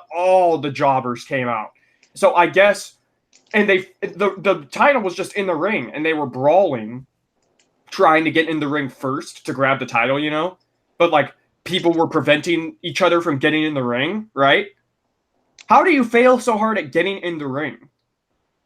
It's not that hard to get in the ring. It's like a reverse battle royal from fucking TNA. No shit. That is exactly what it's like. You're right. That is exactly what it's like. Because they're trying so hard to get in the ring, but it's hard apparently. So the first ever champion, I guess, is determined just by who grabs it up, I guess. So Titus O'Neil just picked it up and ran. It's just skedaddled. Titus O'Neil's the first ever 24/7 champion. And then out of nowhere, that's a great omen for your title, is when the first ever champion's Titus O'Neil. So out of nowhere, Robert Roode comes out and rolls up Titus and wins the title. He skedaddles then. So then just McIntyre faces Miz. Fucking McIntyre beat Miz. So does that mean since Drew is affiliated with Shane and he fought against Miz, does that mean Miz versus Shane is still going on? I don't know. Maybe they'll change that match at Super Showdown to a tag team match, Roman and Miz versus Drew and Shane. That'd be funny, wouldn't it? No, it wouldn't. So then, fucking, just the main event is set up for Corbin and Lashley against Kofi and Seth. Why is Corbin in the main event? Horrible ratings, and Corbin is still in. Ladies and gentlemen, we've come to the part of the podcast where Trenton has an aneurysm. Corbin is still in the main event, dude. Don't tell me about ratings saved. Oh, yeah, that was another thing I forgot to mention, dude. People saying that Brock is a draw on Twitter. Oh, the ratings went up, everyone. Did you see this? No. The ratings were up. The post-Money in the Bank episode of Raw, the ratings were up by a little bit. So, of course, they were like, oh. You know what wasn't on Monday night? That must mean... You know what wasn't on Monday night? NBA playoffs. There were no playoff games. I think they were. Really? I didn't think that there was a playoff game on Monday. No, I think they were. But even still, the fact that people are saying, well, Brock, that means Brock is a draw. He was on the show. The ratings go up. You stupid shits. The ratings go up a little bit after every pay-per-view. It's called a post-pay-per-view bump. That generally speaking, the ratings always go up after pay-per-views. And the ratings didn't even go up by that much, you know? Come back to me when Brock brings in 1 million more viewers. Brock's not a draw. Nobody's a draw on this show. No one. I don't care. The only guy who can maybe draw a little bit anymore is the return of CM Punk. That ain't happening, you know? I would like to see the ratings for tomorrow's Raw come out on Tuesday. And I guess Brock is going to be on that show, you know? So I want to see if the ratings go up since Brock is advertised for that show. Mm-hmm. So then... backstage, Robert Roode's trying to escape, and R-Truth comes out of nowhere and pins Robert Roode, and R-Truth then leaves in the car with the 24/7 title. And then it's the main event. It's fucking a no DQ tag match with Corbin and Lashley, 2 out of the 3 Stooges facing off against Kofi and Seth Rollins. Oh, Corbin's still in the main event. How many times? They never learn. They never learn, dude. They never learn. Poor Lashley, you know. So, you know, Kofi and Seth won. They pinned Baron Corbin. Wow, hell of a push. Brock Lesnar came out. He teased cashing in. That was Raw. I'm glad I didn't watch this week. I bet I missed a horrible show. Oh, but it's okay, guys. It's more Raw. They turned the lights down. They turned the lights down in the last hour of Raw. That must mean it's getting more Raw. What? They turned the lights down. They were trying to give it a new cool feel to the third hour of Raw, you know? So they, like, dimmed the lights down a little more to give it, like, a new, unique look. They turned the lights down a little bit in the crowd, and they turned the lights down on the entrance ramp area, you know, that stage. Mm-hmm. First off, who gives a shit? I don't know why people were like, oh, wow, this is so cool. It's like, who cares? They turned the lights down. You know, it doesn't mean anything. The show still sucks, and it's still the same old booked Raw, right? I will come out in defense of the 24/7 title, though, okay? I will say this. 24/7 title is the hardcore title. That's all it is, you know? Just because it's a different name doesn't make it any less of the hardcore title, you know? So and the thing is that, like, I understand there's a place for that. And I think, I can't remember who said it, but somebody had said, like, wrestling's a 3-ring circus. So, like, you know, you got to have your death-defying stunts. You got to have your strong men. You got to have, you know, your clowns. And, like, yeah, I get that. You know, there's a place for a comedy title kind of like that, you know? And that's why I don't shit on the title itself. Like, yeah, it doesn't look great, but you know what? You know, they're not treating it like it's some sort of prestigious title, you know? Yeah, the problem with people thinking about this title, people actually said, oh, this title's just a joke title. I think even Dave Meltzer said that. And I was like, of course it's a joke title. It's supposed to be a joke title. The hardcore title was a comedy title. You know? it was not supposed to be taken seriously when the hardcore title happened, and nobody complained then. But I guess just because it's nowadays, people love to complain. I'm still a fair man. I might shit on the show a lot, people, but I'm still a fair man, and I point out stupid. This title is, of course, supposed to be like, it's not supposed to mean anything. That's what the hardcore title was, and it was great fun. So you know what? At least there's opportunity for some fun stuff on the show. Well, yeah, and like some of the think about it. Like some of the funniest shit was like silly, like Fashion Files. Like yeah, dude, do you remember when Crash Holly was getting like chased around that fucking children's play area in that mall? Oh my god, I honestly feel like watching that right now because that's fucking hilarious. And the cameraman slid down the slide because he had no other way to get down there quick enough. There was a show in Philly. That was a show in Philly where the WWF was across the street from the Barnum and Bailey Circus, and there was like the Mean Street Posse dressed up as clowns just so that they could get close to Crash Holly, who went to the fucking circus across the street from the venue, and that was like hilarious because like Mean Street Posse, they started fighting with each other because they all wanted the title. So like there's a place for comedy, and I'm okay with a 24/7 title. You know what would be awesome? Like you're watching WWE Network, you're just on like, you just put it on in the background or whatever, and all of a sudden you see breaking news and it's like, oh, we're here at XYZ, we're here at Mall of America, and R-Truth is in a match right now with Chad Gable because Chad Gable like tracked them down, and like that's kind of cool. I like that. Yeah, dude, on Twitter it's like Drake Maverick is still trying to find R-Truth. He has wanted signs everywhere. Like this is given more character development to like characters that we don't see on TV. I know. Like all that people bitch and complain about is how they want their favorite guys to come out on the show more. Here's your chance. Yeah, it's a joke of a title, but who cares? At least they're on the show. At least they're getting some airtime and some fun. Dude, at least you could consider it filler all you want. At least it's fun filler. At least it's not dumb filler that's just boring and does nothing. At least this is fun, At least this is fun and enjoyable and entertaining. R-Truth dressed up as Carmella on SmackDown with a wig to hide and disguise, Like, just, what more can you ask for? So, yeah, I also didn't watch SmackDown. Dolph Ziggler return on SmackDown, attacking Kofi Kingston, talking about how it should be him as the champion. I've been here forever and blah, blah, blah. You know what, though? I heard he did really well with that, though. Apparently his promo was great, but you know what? Same promo he's been cutting for years. I love Dolph. I love you, Dolph. You're a great guy. You're a great wrestler. You're pretty damn good on the mic. But I'm sorry. It's not your fault, obviously. It's not your fault. But you've been cutting that same promo for years. It should be me. I've been here forever, putting my heart on my sleeves. Like, how many times have we seen this promo from Dolph? Like, we got it. You're not going to, they're not going to do anything with you, dude. You're not going to win the title in Saudi Arabia, that's for sure, because that's the match. It's Dolph versus Kofi for the WWE title.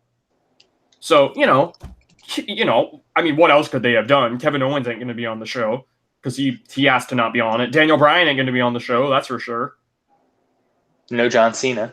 No John Cena. Not like, they're not going to have John Cena versus Kofi anyways, Yeah. So, just, I don't know. This show, man. This show.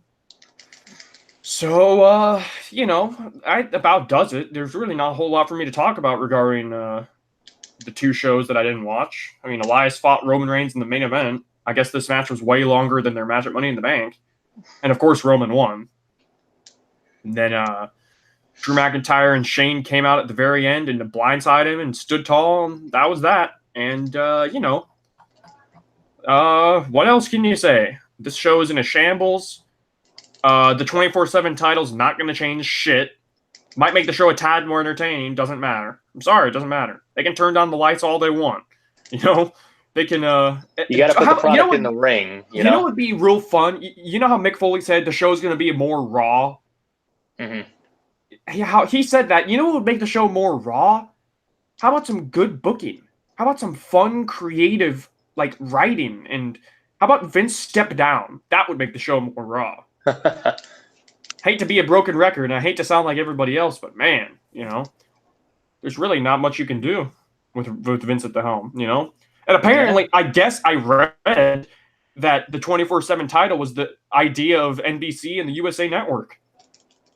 I read I was going to say some executive used to watch in the Attitude Era and wanted the hardcore title back. Yeah, exactly. I don't know why they couldn't just bring back the hardcore title. Oh yeah, that's another thing. They brought Mick Foley out to unveil a new title. Yeah, and honestly, do you think it's because they don't want people using the word hardcore? That's stupid. If that's their reasoning, why not? They call Mick Foley the hardcore legend.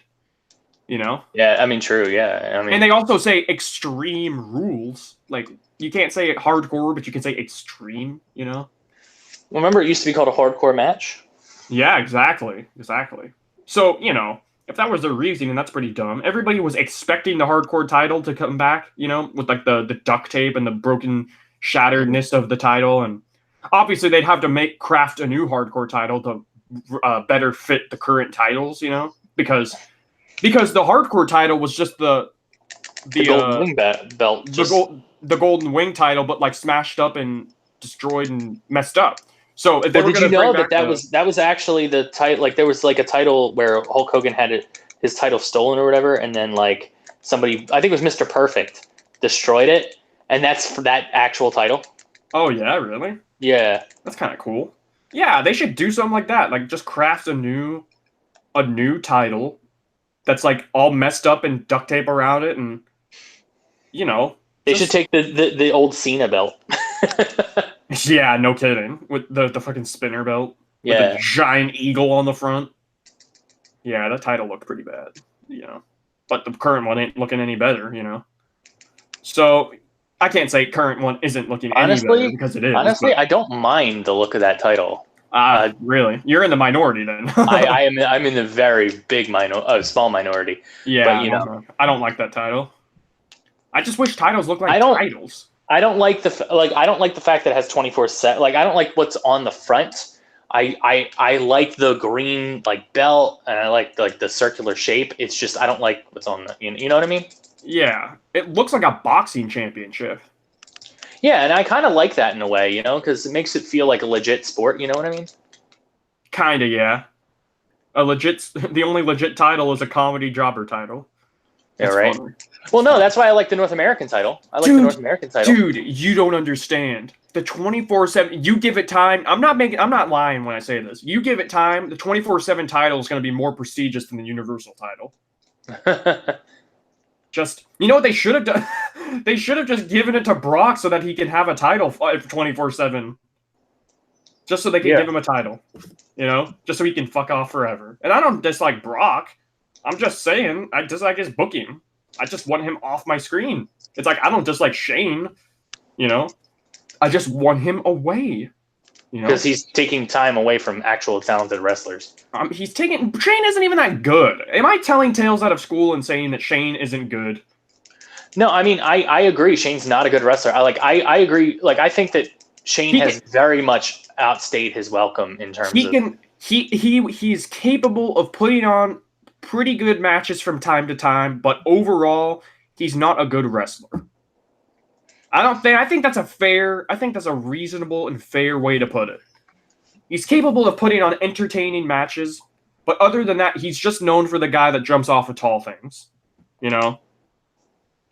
So, those are the three shows. Now, what's next, you ask? What is next? Since I'm not going to be watching Raw, I'm not going to be watching Raw and SmackDown for a while. I don't know if I'm coming back. I probably will. A couple weeks, month from now, maybe. I just need a break. I need a break from these shows. I can't do it for now. I need to regain my sanity. I'll come back. I'm still a fan of the company, obviously. You know, I put too much time and effort to just completely quit. I'm not gonna cancel my network. You know, Like a lot of people did. Yeah, like I don't know what they would have to do for me to cancel my network subscription. They would have to do some pretty and even then they still done some pretty bad stuff, you know? They'd have to do some pretty egregious shit for me to cancel my network, you know? Like you know what? That's a good question. What would they have to do to make you cancel the network? I don't know. I don't know because I've sat through so much shit, you know? Yeah. They've already put me through a lot of shit. I like how I'm acting like a victim. And when I say put me through a lot of shit, I don't mean like I'm not. No, I do not lose sleep over these shows. I get heated and I get quote unquote triggered, even though that word is overused, you know. But anyways, you know, I get heated and pretty irritated. But I don't ever. I can't remember. I think that when Brock won was like the first time in like years that I actually got really worked up over wrestling. You know. Yeah. Like really worked up. Well, the funny thing is like as soon as that happened, I was like, I need to see what Trenton's doing right now. Like is that kind of bad that was my like thought process? No, I don't blame you. I mean, look at me. You know me. You know me, how I react, and I think I after every message I texted you, I texted just the F word like alone in its own text. Yeah. In all caps. I mean, you know. I mean, I get, you know me, I get easily like annoyed when it comes to wrestling. I can't say that. I don't ever get actually annoyed by wrestling. I get like kind of, you know, irritated and stuff because of, like when I text you and like I'm like, oh, this is bullshit, blah blah blah, this is just so stupid. But like again, I don't ever get actually annoyed. But with this Brock thing, I actually got annoyed. You know? Well, and then should we talk about what happened with Ali? Like, oh yeah, it turns out that's a good point. I totally forgot about that. It turns out that like a week before Money in the Bank, Ali was reportedly told, these are reports, and I have no reason not to believe them because it sounds totally like something they would do. Ali was told a week before Money in the Bank that he was going to win. He was going to win the whole thing. And the day of the show, Ali was told backstage, like right before the match, hey, listen, dude, you're not going to win. Somebody's going to come out. I'm not telling you. I think actually Ali was the only one who was told it was going to be Brock, and literally nobody else knew. Like nobody else in the match. Well, and the funny thing is, if you just saw Randy's face when yeah, at the end, Randy's face was like, "You gotta be shitting me." Even he looked annoyed. His face was like, "Just come on," you know. So yeah, it turns out everybody was told there's going to be a spot where somebody's going to come down to the ring with just Ali in there, but they didn't tell him who. They only told Ali, I think. And it was Brock, and you know what? It's just what a shit thing to do, you know? Oh yeah, and then like, especially for someone so like young in the business. Well, I mean, not like the business, but like young in WWE. He just came up, and he was like, he's been white hot since he came from 205, and like, it's real shitty to do to someone like that, especially because you know he thought for weeks and weeks and weeks. Well, not weeks, but like a week. He's been thinking about like just how he's finally going to win, like, because it's not like he's a veteran who's had title reigns before, you know? Right. You know, he's never had a title in WWE. Dude, that's the key, because my philosophy on Money in the Bank has always been it should only be like maybe one or two top guys, and the rest are mid card and maybe one or two upper mid card. I think it should be a star making process, you know? Yeah. You look at that match, Andrade hasn't won anything. Finn Balor's the Intercontinental title, and he won the world title, but he had to vacate the world title, or the Universal title, I should say. He had to vacate the Universal title, and he only has the Intercontinental title, right? That's his only thing he's done. So I think that really, you know, Drew McIntyre obviously hasn't done anything yet. He won the NXT title, but that doesn't matter. He won the tag titles, I guess. You know. Well, I mean, if you make that case for McIntyre, you have to make it for Andrade because they both won the NXT title. So. Yeah, I know. Yeah, that's true. Well, I was thinking more along the lines of main roster, so yeah. NXT doesn't count, I guess. Well, I mean, same with Finn. Finn won the NXT title too. So. Right, exactly. So, you know what? For all intents and purposes, this is like that match as it stood really was like the perfect lineup of people. Even Corbin, you got to have a heel and stuff in there, you know. I mean, I was mad at first when Corbin was in the match, but that's just because I was just easily knee-jerk annoyed because I'm tired of Corbin, you know. But I'm not even against Corbin being in the match. I'm looking back on it in hindsight, you know. So like that really was the perfect lineup. It's like anybody could have won it, and instead of like a star. Not only was it the perfect lineup and who could have won it, it was a perfect lineup in that they all worked well in the ring together too. Like they were all so like they were crisp and clean, and like there was barely any like fuck ups, you know. Yeah, dude. And it also just worked because I could legit see anyone in that match winning. It wasn't too obvious. Dude, you and me debated on whether it was going to be Andrade or Drew, and even then, you know, we were still both wrong, but for the wrong reasons, of course. You know? So, yeah, I don't know what we're going to do with the show. We have some thoughts and ideas on the direction, whether we're going to do that, that website where you, that network randomizer where you go on, you just go to the website and it gives you a random show to watch on the WWE network. I think that would be fun. We just randomize some shit and then watch it and then review it. And what do you think about like doing like if we were to do that? Would you prefer to do like a review where we write notes and shit, or would you like to do like a review kind of like Mystery Science Theater style where we're on here, we start at the same exact time? And then, you know, we do what am I thinking of? Like a watch along? Yeah, like a watch along where like obviously we're not going to be streaming it because that's illegal.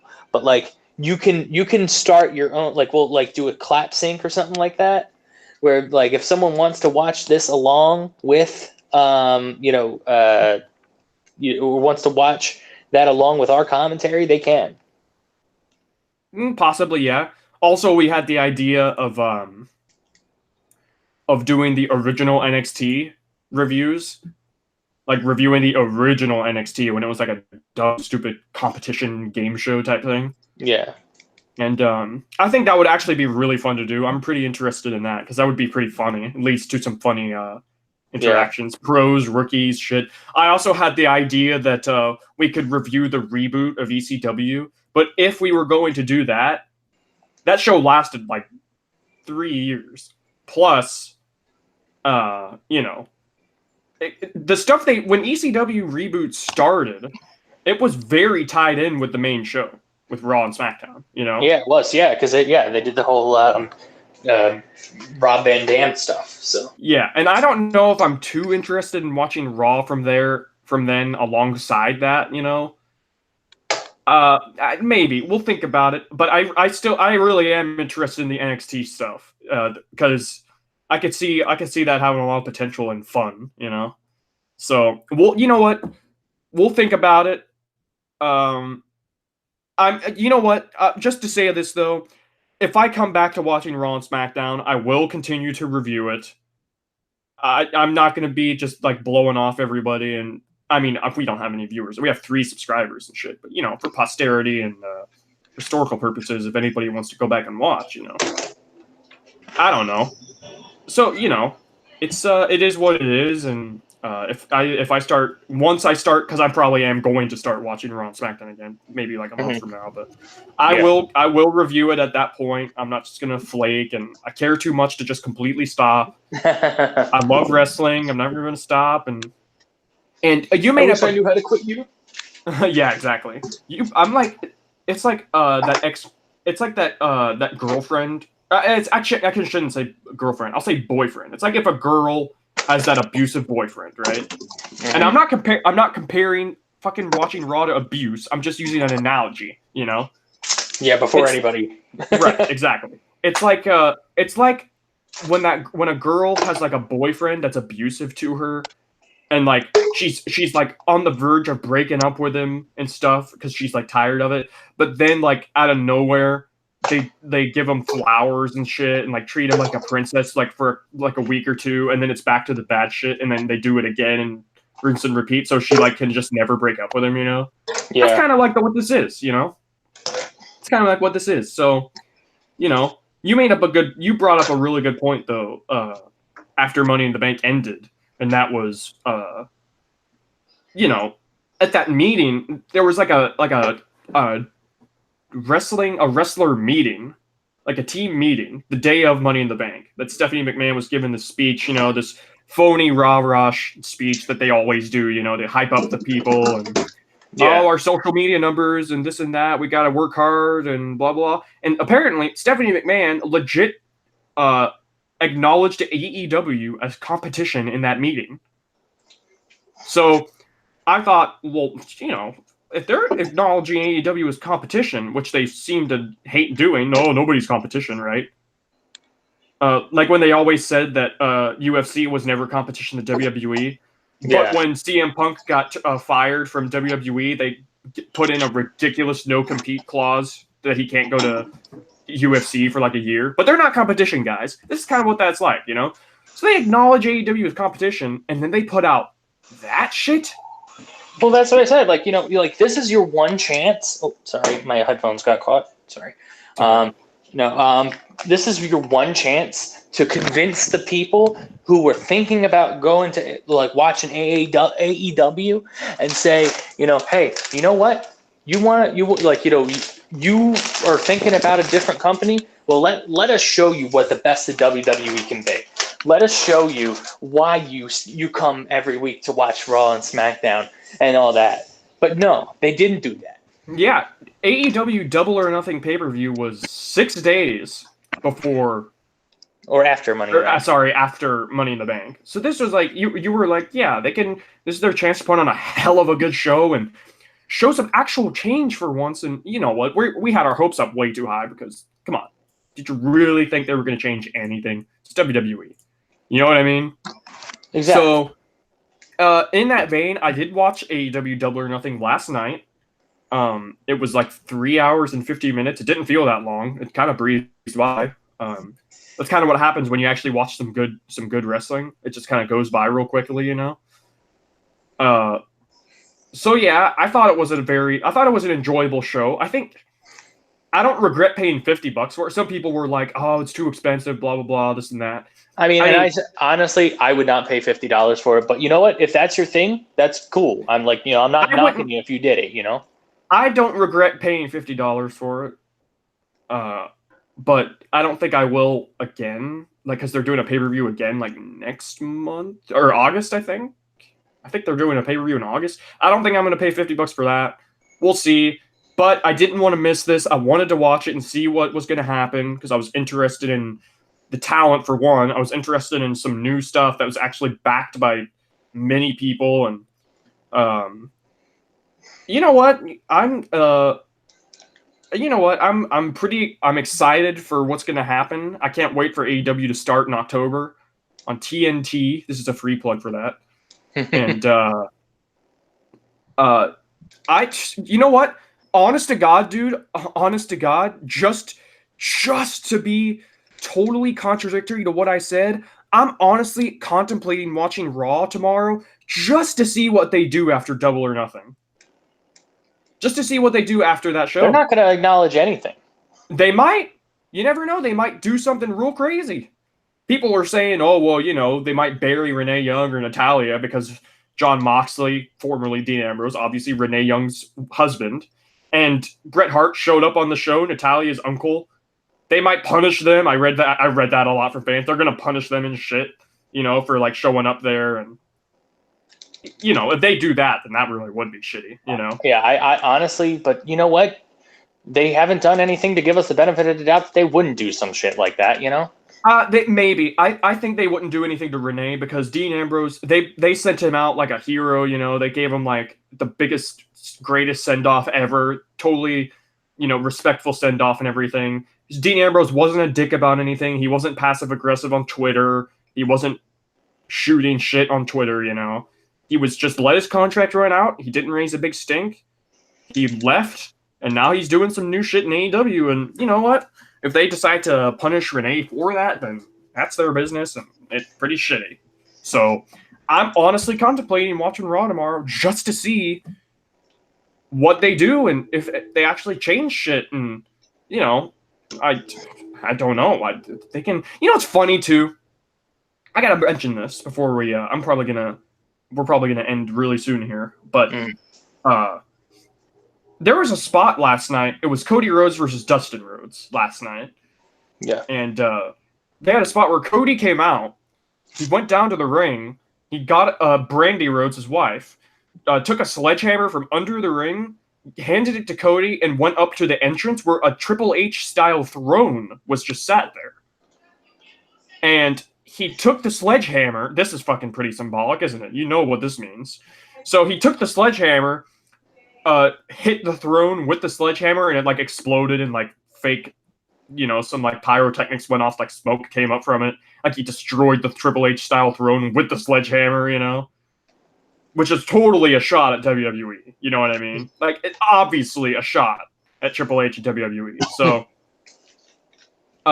people were actually saying, "Oh, this is rolling their eyes. How dare he do this? This is just ridiculous at this point. How dare AEW take shots at WWE?"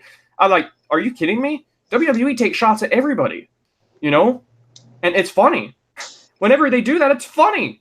Dude, at the Hall of Fame, when DX got inducted into the Hall of Fame, because Billy Gunn works with AEW. I don't know if you know that. Yeah, I know. He's with AEW. So when Billy Gunn showed up to the DX Hall of Fame induction, of course they had to bring up AEW, right? It's a big deal. They had to bring it up in some way, joke about it, right? So they were joking about it, and Triple H called AEW. He said, "Hey, I guarantee you eventually Vince will just buy out that pissant company."